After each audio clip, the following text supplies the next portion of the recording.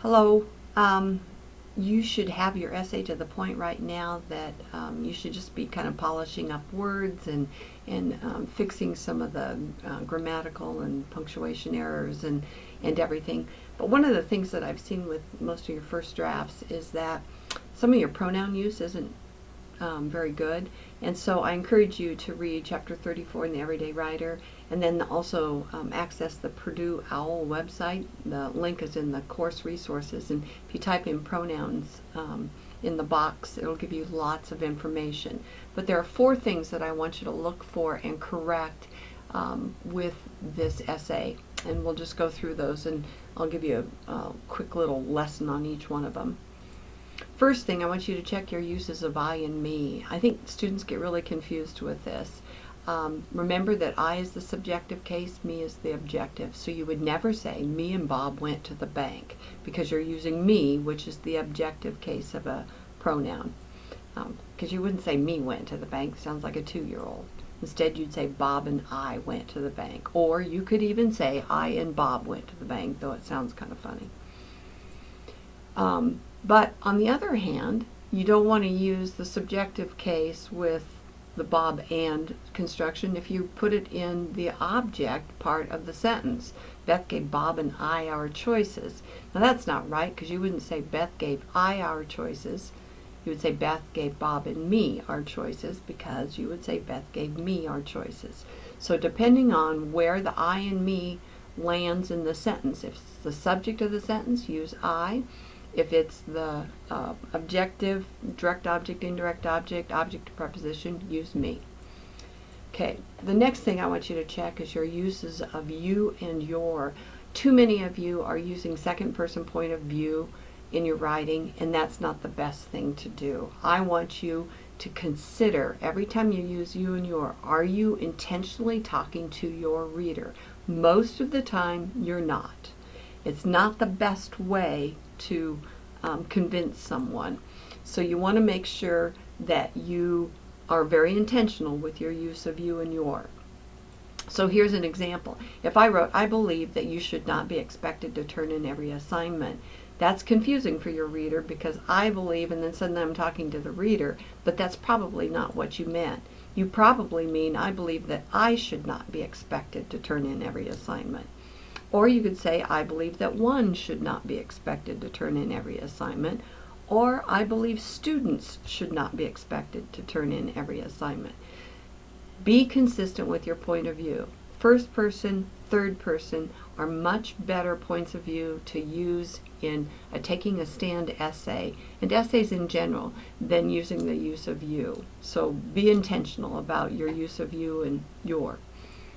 The third thing, indefinite pronoun antecedent agreement. If you don't know what indefinite pronouns are, you should look it up.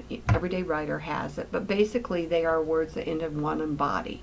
But I want to prove to you that you're making this mistake. So I'm going to give you a sentence that is correct. Bill knows his rights. Okay, this is correct because the noun, which is Bill, the verb, which is knows, and the pronoun his are all singular in nature, so they all agree in number. That's when we talk about agreement. But if you write everybody knows their rights, that's incorrect, because the pronoun everybody is an indefinite pronoun, and that word is always singular. The verb is singular. Notice it's the same verb as the one up above. But the possessive pronoun there is plural. So you have 2 singulars and a plural. Well, the possessive pronoun there refers to everybody. And everybody we're saying is singular. There is plural, so it doesn't work. So the correct answer would be everybody knows his or her rights. So if you go through your paper and you look for every instance that you say everybody or anyone or somebody, and then check the antecedent agreement, you should be able to find this. Or if you don't like the way that sounds, change it to they know their rights. Then you have a plural pronoun, plural verb, plural antecedent, then that works. Okay, the fourth thing is pronoun reference. I see this a lot. I want you to check for the words it, they, that, or who. So you find the antecedent in your paper. If you find it, they, that, or who, what is it referring to? then and you can't find it, then you need to revise it. So here's an example. If I wrote, the car went over the bridge before it crashed in the water, what's the it refer to? Well, most people would say, well, it's the car, but could it be read another way? Could I say, the car went over the bridge before the bridge crashed in the water? Yeah. The car went over the bridge before the car crashed in the water.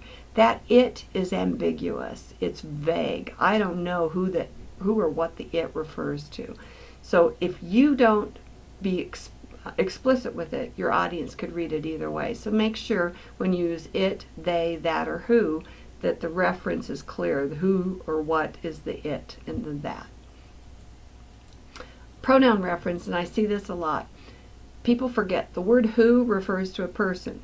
So if you say, she is the one who gave me my first book, who refers to she is a person, that's okay. But I see this in student writing. She is the one that gave me my first book. Well, the word that refers to a thing, a place, or an idea.